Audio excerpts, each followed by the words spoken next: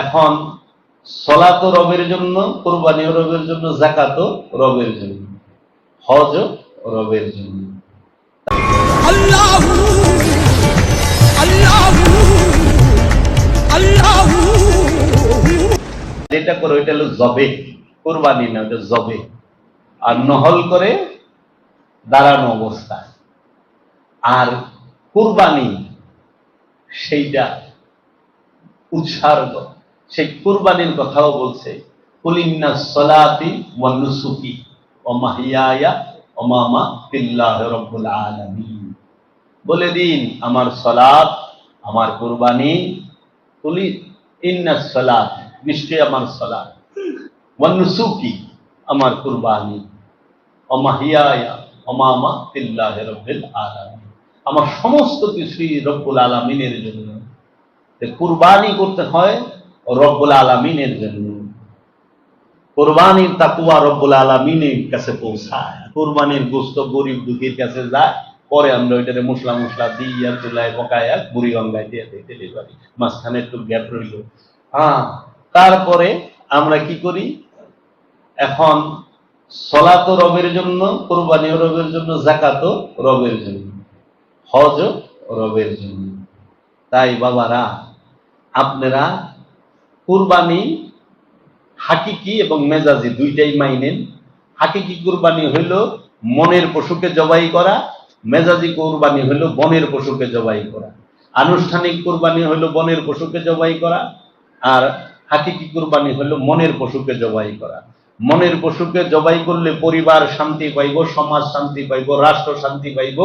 আর বনের পশুকে জবাই করলে পরে গরিব দুঃখীরা একটু মাংস পাইব, আত্মীয় স্বজন একটু মাংস পাইব, নিজেও ফ্রিজে বইরাতে পারবেন, বছর ভরা খায়া পারবেন। দুইটারই দরকার আছে, কারণ এই পশু কুরবানি যদি ছাইরা দেন, মনের পশু যে কেমনি কুরবানি করে সেটা তো আর জানেন না। আর একটু ছায়া দেখেন, বনের পশুটা যখন আনেন কুরবানি করতে যান, ৮-১০ জনে মিলা যাইতা ধরেন, ধরার পরে জব করেন, কিন্তু তো কুরবানি হইবার চায় না, জব হইবার চায় না। আর কুরবানিটা হইল কি, কুরবানিটা হইল পশু, সে গরু হোক, মহিষ হোক, উট হোক।